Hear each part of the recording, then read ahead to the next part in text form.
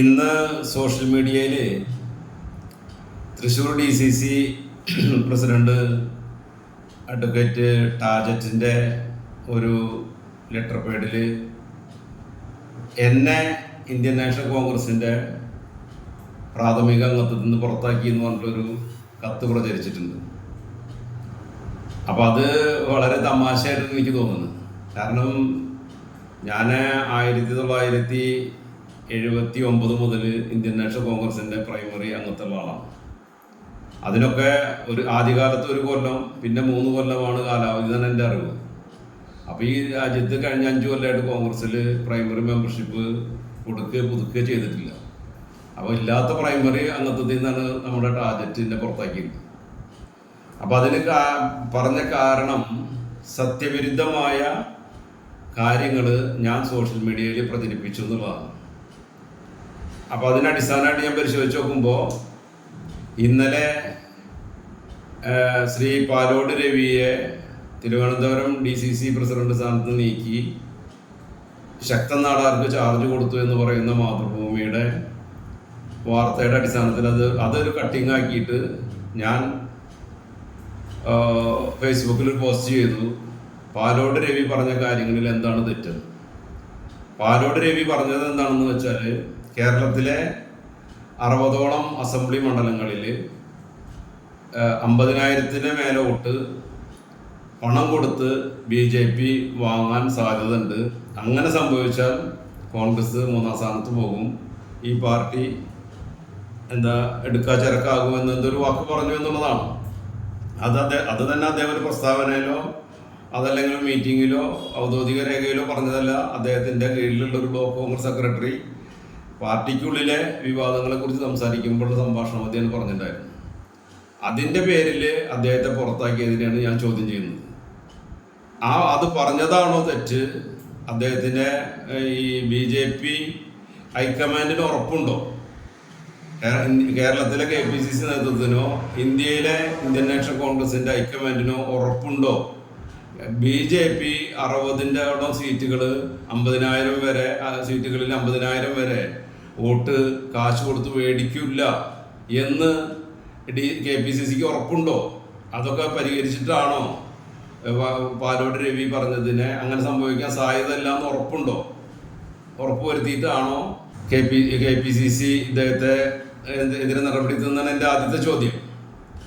ആ ചോദ്യം പോസ്റ്റ് ചെയ്തതിനൊപ്പം കഴിഞ്ഞ പാർലമെൻറ്റ് തെരഞ്ഞെടുപ്പിൽ തൃശ്ശൂർ ജില്ലയിൽ തൃശ്ശൂരിലെ BJP സ്ഥാനാർത്ഥി സുരേഷ് ഗോപിക്ക് ജില്ലാ ബ്ലോക്ക് കോൺഗ്രസ് നേതാക്കന്മാരുടെ മിനിമം അവരുടെ ഭാര്യമാരും മക്കളും സുരേഷ് ഗോപിക്ക് വോട്ട് ചെയ്തിട്ടില്ല എന്ന് നെഞ്ചത്ത് കൈവച്ച് പറയാൻ കഴിയുമോ എന്നാണ് എൻ്റെ ചോദ്യം.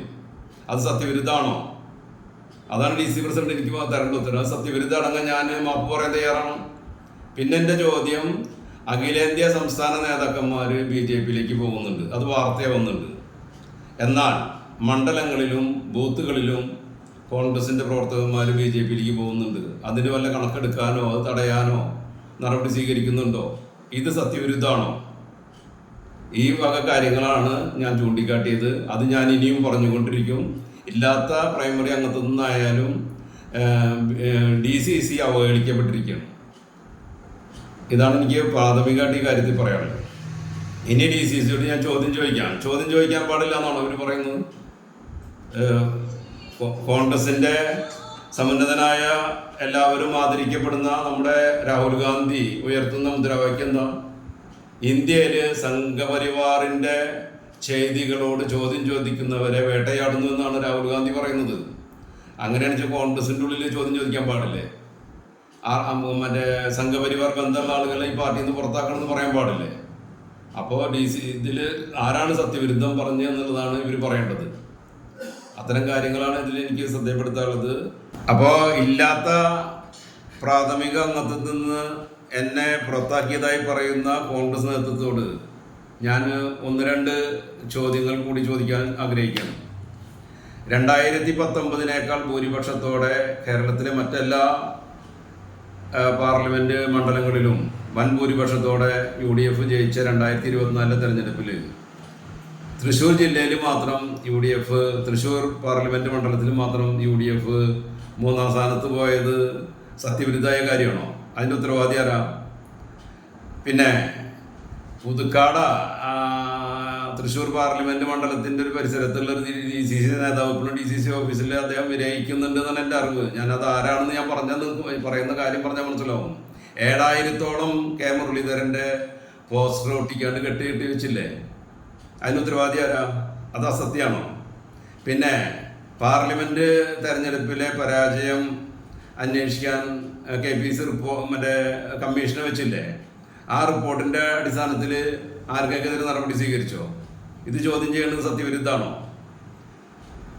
പിന്നെ ഇപ്പോഴത്തെ DCC പ്രസിഡന്റ് കീഴിലുള്ള ബ്ലോക്ക് ഭാരവാഹികൾ വിശ്വ ഹിന്ദു പരിഷത്തിൻ്റെ പരിപാടികളിൽ പങ്കെടുക്കണില്ല എന്ന് നെഞ്ഞത്ത് കൈവച്ച് ഉറപ്പായിട്ട് പറയാൻ പറ്റുമോ? ഇപ്പോഴത്തെ DCC ജനറൽ സെക്രട്ടറി ആയിട്ടുള്ള അഡ്വക്കേറ്റ് TS അജിത് രേഖാമൂലം അദ്ദേഹത്തിൻ്റെ നേതൃത്വത്തിൽ ഒരു ഒപ്പ് ശേഖരിച്ചിട്ട് KPCക്കും DCCക്കും പരാതി വന്നിട്ട് എന്തായെന്ന് അറിയോ? ഗുരുവായൂരിൽ കോൺഗ്രസ് നേതാവ് വളരെ ഇപ്പോൾ ഉയർന്നു നിൽക്കുന്ന ഒരു നേതാവ് ആയിട്ട് കണക്കാക്കണമെന്ന് പറയുന്നു. അദ്ദേഹം മോദി സ്തുതി നടത്തി എന്ന് പറഞ്ഞിട്ടാണ് പരാതി കൊടുത്തിട്ടുണ്ടായിരുന്നത്. ആ പരാതി ഇപ്പോഴും വിശ്രമിക്കുകയാണ്. ഇത് ചോദ്യം ചെയ്ത സത്യവിരുദ്ധമാവും. അങ്ങനെ ചോദ്യം ചെയ്യൽ ഞാനിനിയും തുടരും. ടാജറ്റിൻ്റെയോ ഈ പാർട്ടിയുടെ മറ്റാനുകൂല്യം പറ്റി നടക്കുന്ന ആളുകളുടെ ഭീഷണിയുടെ മുന്നിലൊന്നും ഞാൻ നിർത്തില്ല.